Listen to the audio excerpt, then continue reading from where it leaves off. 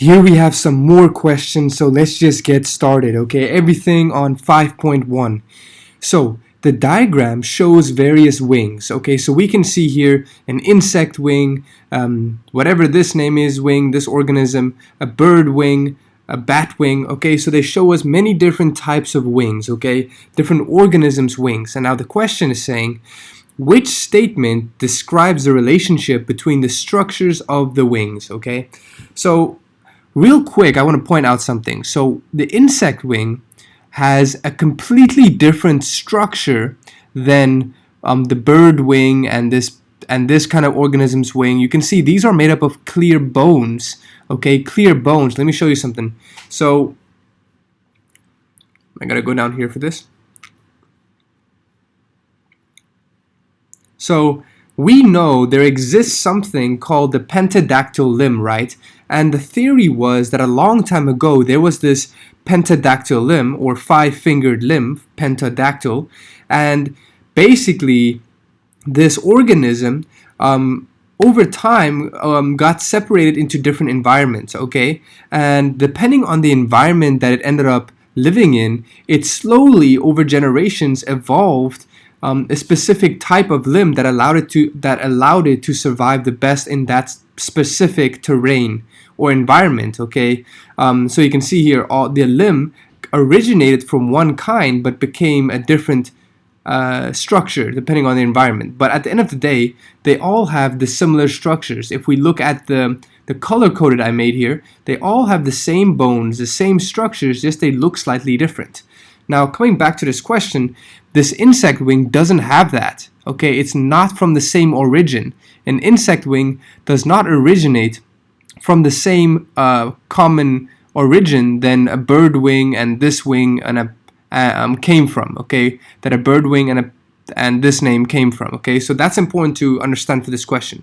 So A, the bat wing, so this one, and the insect wing, so this one, are homologous because they have the same function. Okay, so homologous, when you have homologous structures, so as I'm showing here, that typically means same structure, different function. So all of these have a similar structure, but they have a completely different function, like a bird that can fly, and a human hand that picks up things, and a whale that swims, right? So typically, when we say homologous, we mean different function, but here they're saying the same function. Okay, so you're normally homologous when you have a different function but the same origin. Okay, same origin.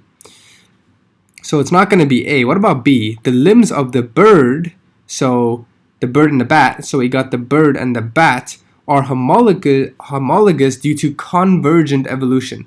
Okay, so convergent means basically coming from many different environments or many different places and merging at one common point. You're converging.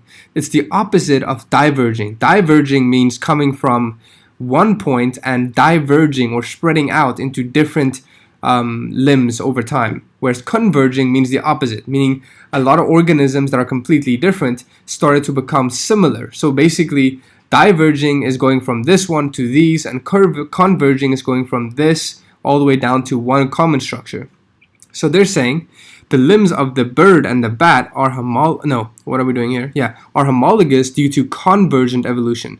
So no, that'd be wrong because the word should be divergent. Homologous means, again, coming from the same origin but having a different function. So diverging, coming from the same origin and diverging and becoming different in function, even though the structure is in essence similar.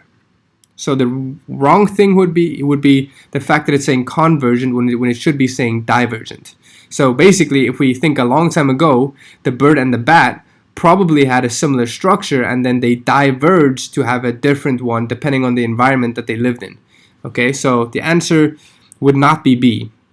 What about C? The wings of this one and the bat are analogous due to divergent evolution. So analogous is basically the opposite of homologous. It means the same function, so the same function but different structure.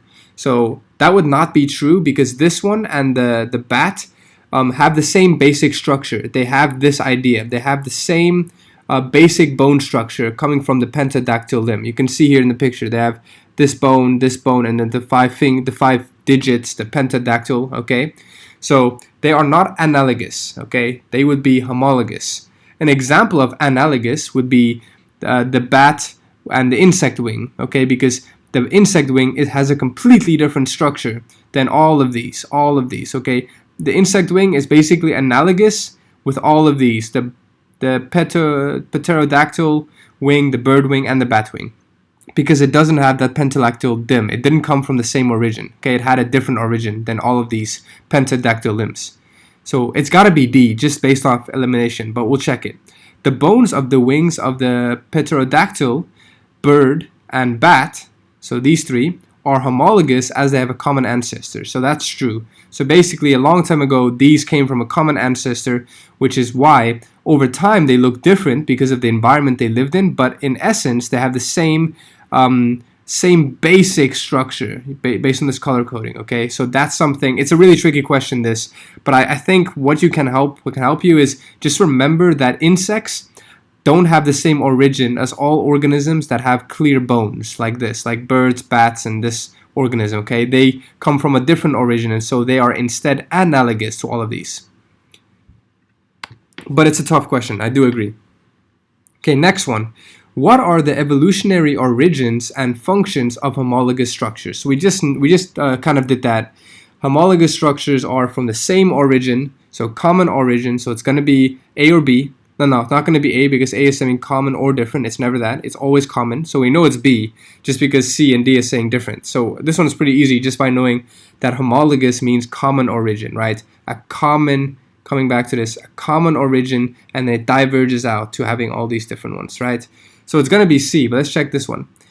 Same or different function. Okay, so they all originate from the same origin, and then depending on its environment, they will slightly differ. But as we just talked about with these ones, some of them will have a similar function. Like in this case, they're all made for flying, but the bone structure is slightly different.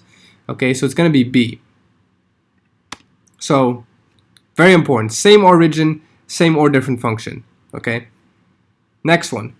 Which of the following represents homologous features? Man, they love this homologous thing for 5.1. So let's see. So what we're going to look for in here is different function. It's mostly they're going to look for different function. It's very rare that it's same function. Very rare. Okay, so it's going to be different function. So let's look. Wings in birds and insects. So this is same function, and I just said insects have a different origin than birds. Okay, they don't come from the same common ancestor. But what gives it away is that they have the same function here. They shouldn't have the same function. Typically, it's a different function. But yeah, insects and birds need to remember they have a different ancestor, and it's very important because homologous means same ancestor or same origin. Now B, the appendix in humans and horses. Okay, so this one, I will be honest, I wouldn't know about this one. If I know now about it because I went to search it, but this is not something you're taught. So in this moment, you will probably be thinking, I'm not sure. So let's go with that. Let's just say, okay, we're not sure yet. Let's move on to the next one and see if there's a more clear right answer, because this will often happen in the test and I want you to get used to it. So let's just say, okay, we don't know about this one. Let's leave it for now. Let's look at C. Fins in fish and wings in birds. Okay, we know this one. We know that homologous features means different function. Now, a fish has a different function than a bird. A fish is meant to swim and a bird is meant to fly. And we know that they can have a common origin. Coming back to this point, they can all come from this common origin, and over time, one can become a whale or fish, and another one can become a bird, depending on the environments that they were subject to, right? So this is true because these could have a common origin, but they have a different function. So I think it's going to be C. The reason why then we can go it's not B is because the appendix has the same function in both humans and horses. So, and typically for homologous, like I said, we're looking for a common ancestor, but a different function, okay? So we know it's going to be C so far. How about D? The striped coat of the zebra and the tiger. Again, these have a similar function, camouflage, okay? And they most likely originate from a different ancestor, okay? So this is, again, it's probably tricky because you're going to get these and you're not going to know, because how would you know that? No one teaches you that. So the key is know that if they have the same function, look for the same function. If they have the same function, probably it's not going to be that. And if you notice one with a different function, and it's not like, and they could have a common ancestor, it's going to be that one. So it's going to be C. Okay, last one here. The following diagrams, not to scale, represent the fossilized forelimbs. Okay, fossilized forelimbs mean they dug it up they dug it up and found these bones. Okay, from these organisms. So they found these fossilized forelimbs of the 3 horses living at different times. So this was basically a horse that lived this long ago, very long, like, what is that? A million years ago, 55 million years ago. Yeah, 55 million years ago, I think. And this one was more recent, and this one's even more recent. So you can see how the horse changed over time and how its bones changed over time, okay? So now the diagrams provide evidence for which of the following. So this diagram shows that the horses changed over time, right, by their fossils. We could see from their fossils that their legs actually, the bones that they had became different structured, okay? So does this show pentadactyl limb? No, because we're looking at one organism. Pentadactyl limb is what you look at if you compare different organisms, like this one. Like we have a pentadactyl limb, and we can see that one organism became this, and then that, and this, and it's like a pentadactyl limb shows that all these organisms came from one origin. But we're only looking at one organism, the horse, so we're not going to care about this one. B, domestication of animals. I don't think this is related to it. This is just a random sentence they're saying here. It doesn't really apply. C, homologous structures. Again, homologous structures applies to the concept of pentadactyl limb. So this is basically the same thing, A and C. You can't use these if we're just talking about one organism. Because you notice, right, for all these questions, they always compare. Like when they talk about homologous features, they always give you 2 examples, like the fins of a fish and wings of birds. Okay, they're going to give you 2 organisms at all times. Same here. They give you multiple organisms, right? So when they just give you one, it can't be applied. Okay, so it's got to be D, change in characteristic of species.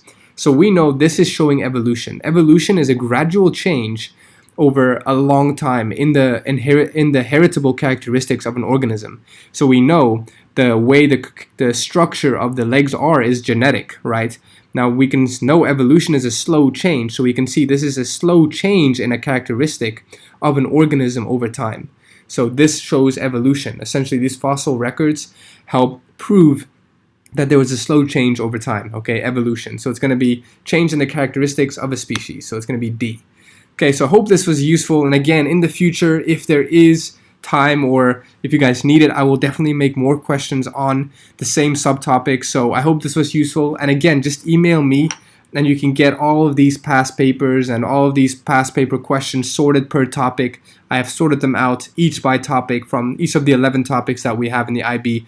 And you can just text me and I'll send them to you. So feel free and don't worry about it, and I'll just send it to you.